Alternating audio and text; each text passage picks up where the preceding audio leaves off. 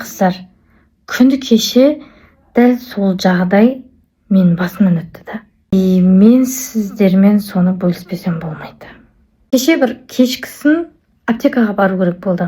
Бір дәрі алу керек болды да. Аптекаға шықтым. Жолға шықтым. Воротадан шыққан кезде сәл жүргеннен кейін менің аяғым тартпай алды. Білгенсе, бару керек, бірақ мен аяғым тартпай алды. Кәдімгідей тұрған жерімде тұрдым да, барғым келмей алды сол жерге. Жүрегім дүрсілдейді ғой, бірдеңені сезіп тұрмын. Мен сол жаққа барсам, бірдеңе болайын деп тұр да. Құдай сақтасын да, енді жүрегім бірдеңені сезді да, бармадым. Аяғым тартып тұрған жоқ. Аяқ тартпай тұрған жерге мен бармаймын дедім да, содан кейін салауат айттық. Салауат айтып жатқан кезде ана жүрегімше аузынан шығып бара тұр. Прикиньте, бірдеңе, бір нәрсе, бір жаман бір нәрсе келе жатқан сияқты да ше. Салауат айтып жатырмын. Салауатты тоқтатпадым ғой. Ана жүрегім тынышталмай кетті да, білесіздер ма? Кейін бір уақытта жүрегіме тыныштық ұялады ғой. Салауатты біраз айтқаннан кейін да жүрегіме тыныштық ұялап, үстінен бір су сепкендей болып, сосын түнде жаттық. Оказывается, сол аптекаға баратын жолда прям авария болған екен да.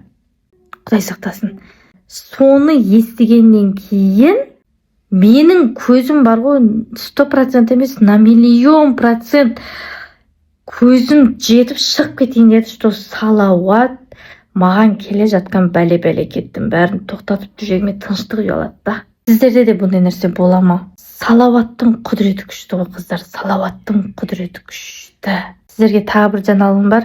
Мені білесіздер, салауат жарысын ұйымдастырып жатырмын. Давайте бірге салауат жарысқа қатысайық. Салауат жарысқа қатысу үшін экрандағы WhatsApp нөмірге жазыңыздар. Дәл қазір салауат жарысына тіркеу жүріп жатыр. Сондықтан сіздер де тіркеліп үлгеріп алыңыздар. Өмірлеріңізде бақыт, береке, бірлік, жүрегіңізде тыныштық және келе жатқан бәле-бәлекеттің барлығын салауат жояды.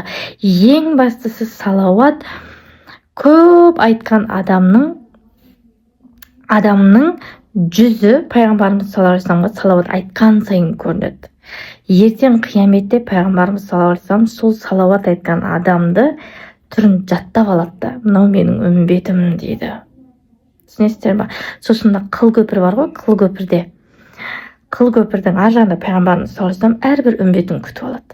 Сол кезде салауат, біздің айтып жүрген салауатымыз нұр болады екен, нұр. Сондықтан мен осы салауат жарысын ұйымдастырып жатырмын. Бірінші 10 күндік кезеңі өтті, WhatsApp группада өтті. Екінші кезеңге тағы да сұраныс өте жоғары болды. Почти что сол WhatsApp группадан барлығы салауат жарысқа қайтадан қатысып жатыр. Өйткені өмірлерінде өзгеріс пайда болды. 100% жүрек тыныштығы, қарыздан құтылып, неше түрлі оқиғалар, қуанышты хабарлар болып жатты. Сондықтан салауат жарысына тіркеу әлі жүріп жатыр. Сіздер де тіркеліп үлгеріңіздер. Азаннан кешке дейін өз нәпсіңізді тыйып салауат айтуды үйреніңіз.